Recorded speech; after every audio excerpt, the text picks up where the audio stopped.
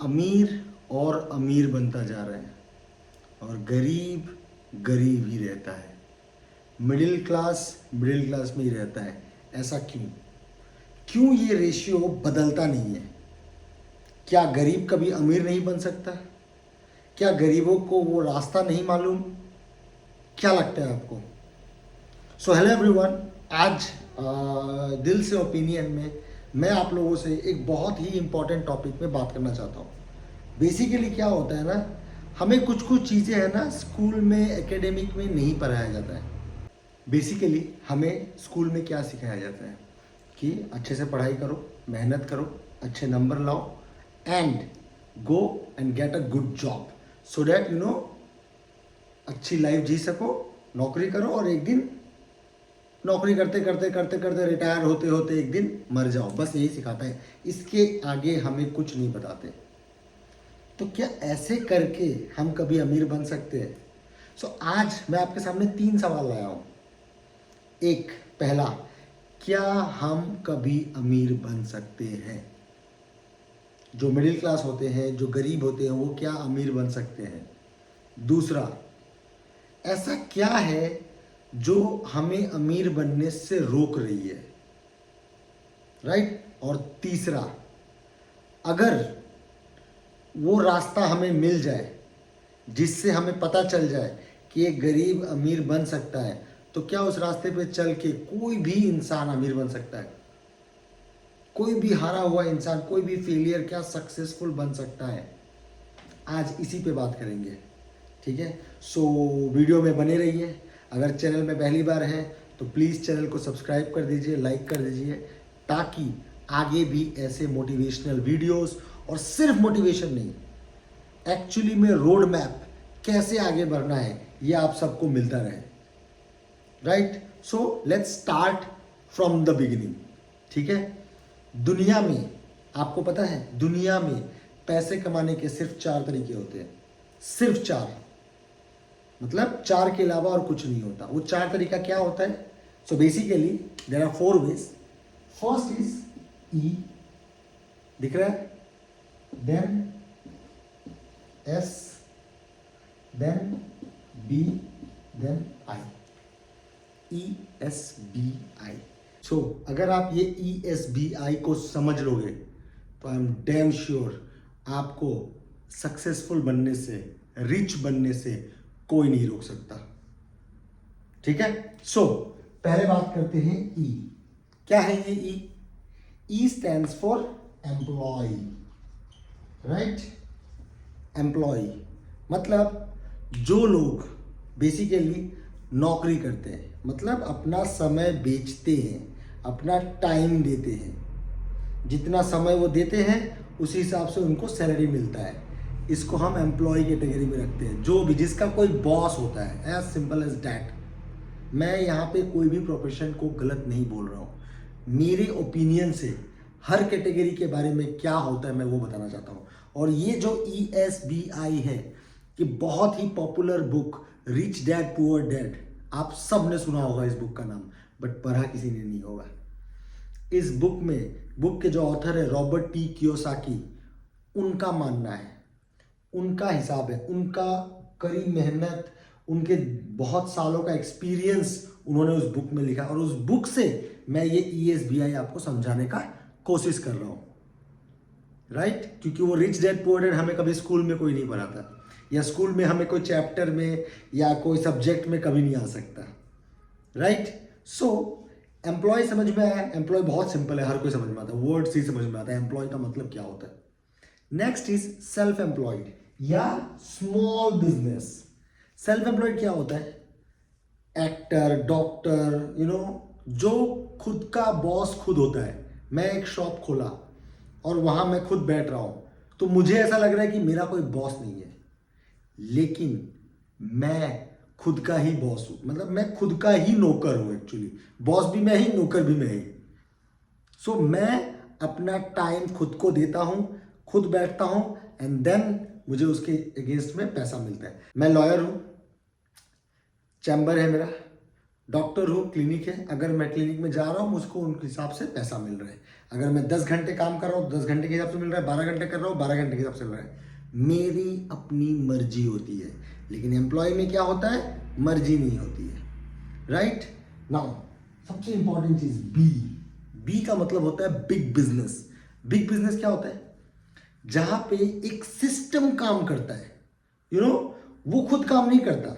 जो big business owners होते हैं वो खुद काम नहीं करते, एक सिस्टम ऑपरेट करती है, एक सिस्टम के थ्रू काम होता है, और वो सिस्टम ही उनको पैसा जनरेट करके देता है, राइट। उसमें वो खुद अपना टाइम नहीं देते हैं, right. And I stands for investor. इन सब के बारे में मैं और डिटेल में बात करूंगा बहुत इंपॉर्टेंट तरीके से, बट अभी सिर्फ एक डेफिनेशन की तरफ समझ लीजिए इसको। आई का मतलब होता है इन्वेस्टर। इन्वेस्टर कौन होता है, जो पैसे से पैसा बनाता है, उसको सिस्टम की भी जरूरत नहीं है, उसके पास इतनी पैसे आ जाती है कि वो पैसे से पैसा बना सकता है, राइट। सो एम्प्लॉयड, सेल्फ एम्प्लॉयड या small business, big business and investor. आप खुद बताओ किस कैटेगरी में सबसे ज्यादा पैसा है, right. By default investor category में। लेकिन क्या आप इन्वेस्टर कैटेगरी में आ सकते हो, नहीं। अगर आपके पास पुरखों की धन संपत्ति है, अगर आपके पास अनलिमिटेड पैसा है तो शायद आप आ सकते हो। अगर आप बड़े बड़े इंडस्ट्रियलिस्ट या बड़े किसी करोड़पति के बेटे हो तो शायद आप आई में ऑटोमेटिकली शिफ्ट हो जाओगे, क्योंकि आप आई में ही हो।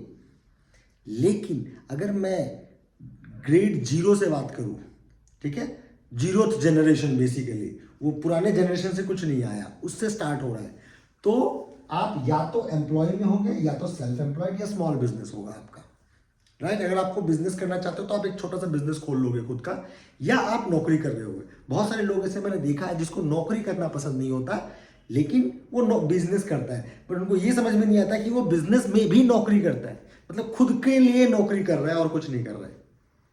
आपको एक चीज कैलकुलेशन बताऊं जो रॉबर्ट कियोसाकी ने बताया था। ये जो एम्प्लॉय और सेल्फ एम्प्लॉयड होता है ना, 97% लोग, या मैं टू बी प्रिसाइज बताऊं तो 95 से 97% लोग इस कैटेगरी में आते हैं।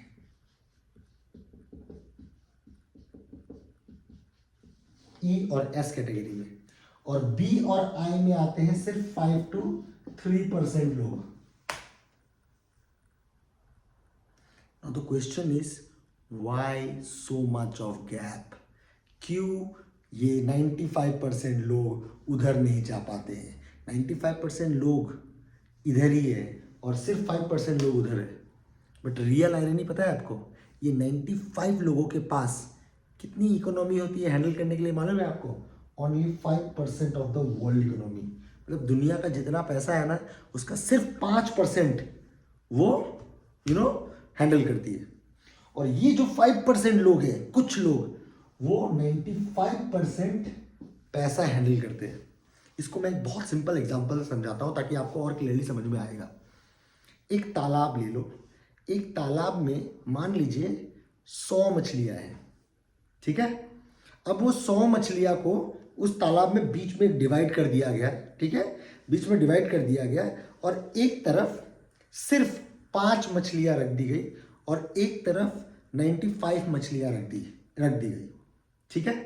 नाउ इस 5 मछली को पकड़ने के लिए कितने लोग हैं पता है? 95 लोग हैं। और उधर में 95 मछली को पकड़ने के लिए सिर्फ 5 लोग हैं। आंख बंद करके भी उधर अगर मछली पकड़ेंगे ना तो फिर भी मछली पकड़ा जाएगा उसको। लेकिन इधर में क्या होगा, एक मछली के लिए कम से कम 20-25 लोग होंगे और उसमें झगड़ा होगा, उसमें खींचातानी होगा, नहीं मुझे चाहिए तो मुझे चाहिए। और कहीं ना कहीं यही चीज़ ई और एस में नहीं होता। आप एम्प्लॉय में जाओ, एम्प्लॉय में क्या होता है? पॉलिटिक्स नहीं होता। एक पोजीशन को दूसरी पोजीशन पे जाने के लिए पॉलिटिक्स नहीं होता है क्या? मैं बॉस को ज़्यादा खुश कर सकूं इसीलिए मैं थोड़ा सा दिखावा करना, ऑफिस में एक्स्ट्रा टाइम देना, ये सब क्या है? अप्रेजल के लिए काम करना। और अगर आपको बॉस आपको अच्छा नहीं लग रहा है, अच्छा नहीं पा रहे हैं, तो गारंटेड है कि आपका अप्रेजल बहुत कम होगा। सो कहीं ना कहीं हम ये ट्रैप में फंसे हुए हैं। बट द क्वेश्चन इज कि क्यों इस तरफ से लोग उस तरफ नहीं जा पाते हैं, क्या डिफरेंस है दोनों के बीच में, आज उसी पे बात करेंगे। और यही रीज़न है कि इसीलिए गरीब गरीब ही रह जाते हैं। गरीब यानी ई और एस के लोग कभी भी उस तरफ नहीं जा पाते हैं, और हम हमेशा अटक जाते हैं कि नहीं यार, ज़िंदगी इतना ही होती है, ऐसा नहीं है। So let's understand the fact. ठीक है, आपने अभी तक अगर इस चीज़ को सुना है तो होपफुली आपको समझ में आई होगी कि मैंने अभी तक आपको क्या समझाया। ठीक है, डिफरेंस समझ में आ गया। ESBI का क्या डिफरेंस है। अब ये समझिए कि ये लेफ्ट साइड के लोग राइट साइड क्यों नहीं जा पाते। सो द बेसिक डिफरेंस, ये लेफ्ट साइड के लोग राइट साइड नहीं जा पाते हैं, वो ये है कि लेफ्ट साइड के लोग का सोच और राइट साइड के लोगों का सोच अलग होता है। लेफ्ट साइड के लोग एक फॉर्मूला को फॉलो करते हैं। मैं एक फॉर्मूला लिखता हूं, उसको आप समझिए, and that is called SMITH। Very interesting, SMITH। ठीक है, ये क्या होता है। S means security. Left side के लोग सिक्योरिटी के पीछे भागते हैं। उनको लगता है उनके पास जॉब है, महीना खत्म होगा, उनको सैलरी मिलेगी, उनका सिक्योरिटी है। बट क्या ये सच है? क्या ये सच में सिक्योरिटी है? या कभी कोविड आ जाए, कभी कोई पेंडेमिक आ जाए, कितने लोगों के जॉब चले गए। तो जॉब आज के डेट में सिक्योरिटी सिक्योर है? नहीं, बट लोगों को लगता है कि वो सिक्योर है। बट राइट साइड के लोग सिक्योरिटी के पीछे जाते ही नहीं, उनका फोकस होता है फ्रीडम। उनको फ्रीडम चाहिए, लाइफ एंजॉय करना है उनको। तो वो फ्रीडम के पीछे भागते हैं कि फ्रीडम करने के लिए मुझे कितनी मेहनत करनी है, और मैं उतना मेहनत करूंगा ताकि मैं अपने लाइफ को फ्रीली जी सकूं। बट इस साइड के लोग हमेशा लाइफ को सिक्योर करने के पीछे चलते हैं कि एक महीना सिक्योर हुआ, फिर नेक्स्ट मंथ सिक्योर, फिर next month secure, like this. Next is M। M is for money. Now money क्या होता है, इधर साइड के लोग मनी का हैंडलिंग नहीं कर पाते।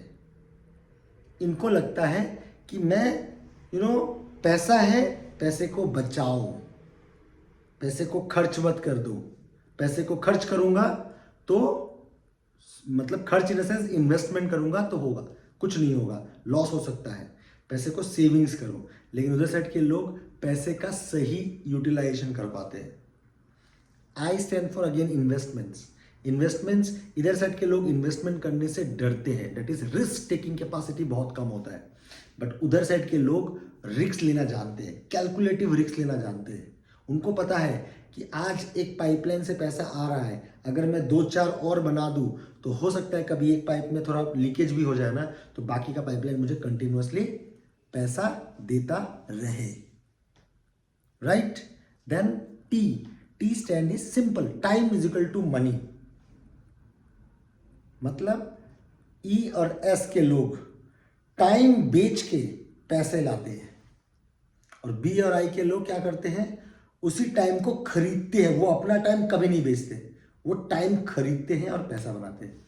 And H very important, E और S के लोग हमेशा यही सोचते हैं, how to do it, how, कैसे होगा, कैसे करेंगे, कैसे कर पाएंगे, कैसे बढ़ेंगे।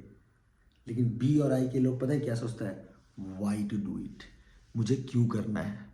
There is a book and that is called start with why by Simon Sinek. और वो बुक में उन्होंने बताया था कि किसी भी बिजनेस को करने के लिए ना वाई बहुत ज़रूरी होता है। सो B और I के लोग हमेशा ये सोचते हैं कि मेरा पर्पस क्या है, ऑब्जेक्टिव क्या है, गोल क्या है, और उसके पीछे मैं जाऊंगा। रास्ता कुछ भी हो सकता है, इट डजेंट मैटर, राइट और नॉट। सचिन तेंदुलकर बहुत सिक्स मार के या डिफेंस करके कैसे भी करके उनको गोल तक पहुंचना था। उनका जो स्कोर 100 सेंचुरी करना है, वो 100 सेंचुरी किया उन्होंने। बहुत कभी कभी डिफेंस किया, कभी सिक्स मारा, अलग अलग टेक्निक से किया। सेम विराट कोहली अलग टेक्निक यूज करते हैं। विराट कोहली का एवरेज शायद सचिन से थोड़ा अच्छा है, बट टाइम टू टाइम चीज़ों को वेरी होता है। सो पर्पस याद रखो, कैसे पहुंचना है वो सिचुएशन के ऊपर डिपेंड करता है। लेकिन ई और एस के लोग ये नहीं सोचते, वो हमेशा सोचते हैं कैसे कैसे कैसे कैसे होगा। शायद आज आप और रहो कि कैसे होगा, कैसे करेंगे। मैं बहुत कुछ ट्राई कर लिया, हुआ कुछ नहीं कर पाएंगे, कोई टेक्निक ही नहीं मिल रहा, कोई तरीका ही नहीं मिल रहा है। तरीका कुछ होता ही नहीं है। क्या आपको कुछ चाहिए, और चाहिए तो क्या चाहिए? क्या आपने उसको कहीं पे लिख के रखा है कि मुझे ये चीज़ चाहिए?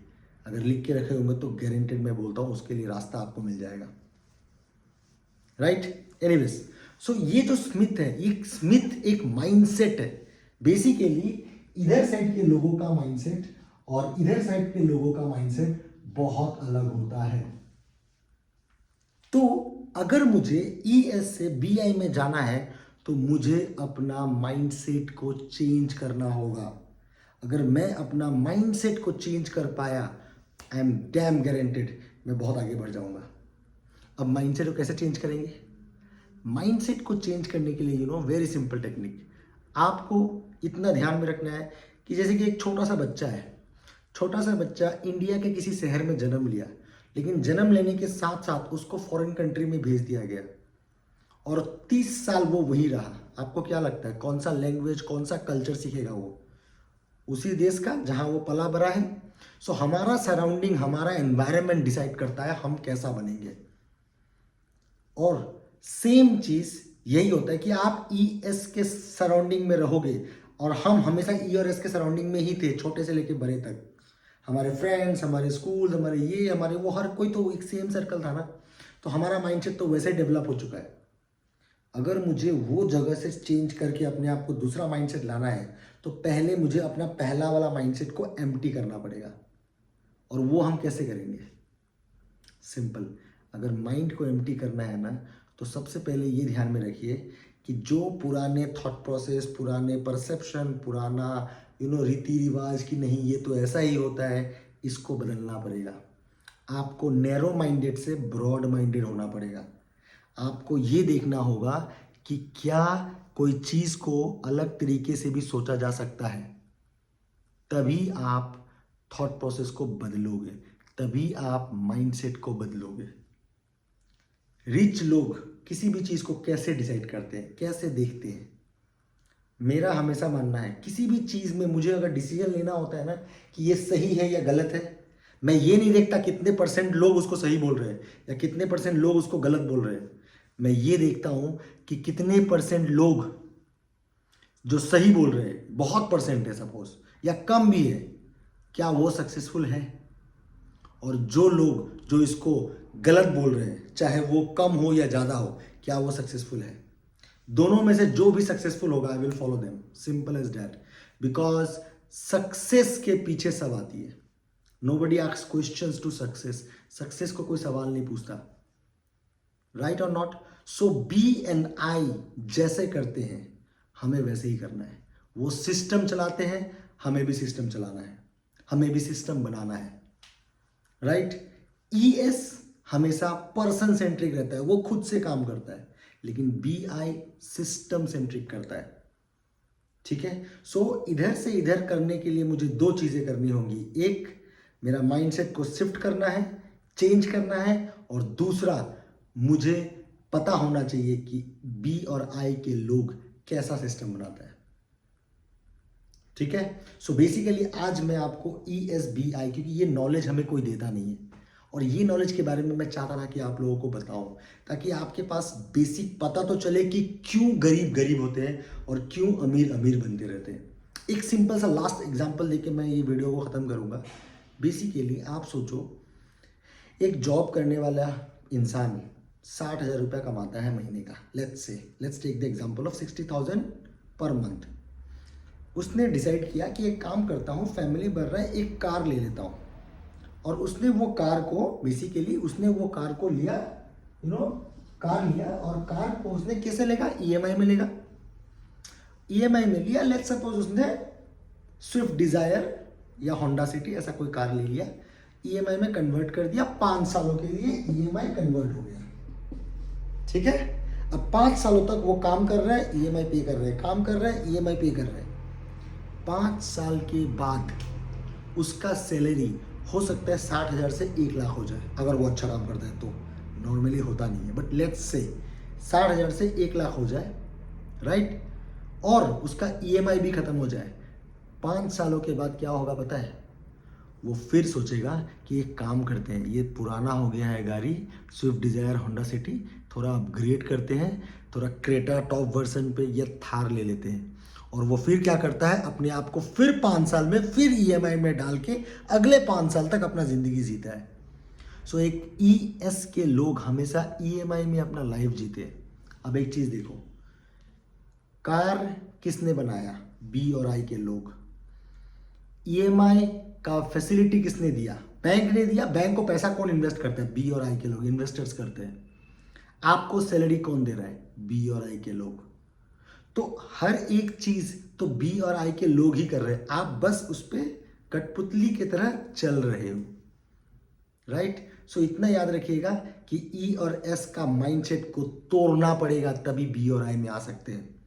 अब मैं इसको कैसे तोड़ा जाता है, कैसे आगे बढ़ा जाता है, इसका टेक्निक क्या है, ये मैं नेक्स्ट वीडियो में आपको बताऊंगा, क्योंकि ये वीडियो बहुत लंबा हो गया है। I don't want to compromise the content कि मुझे सब कुछ एक ही वीडियो में बताना है।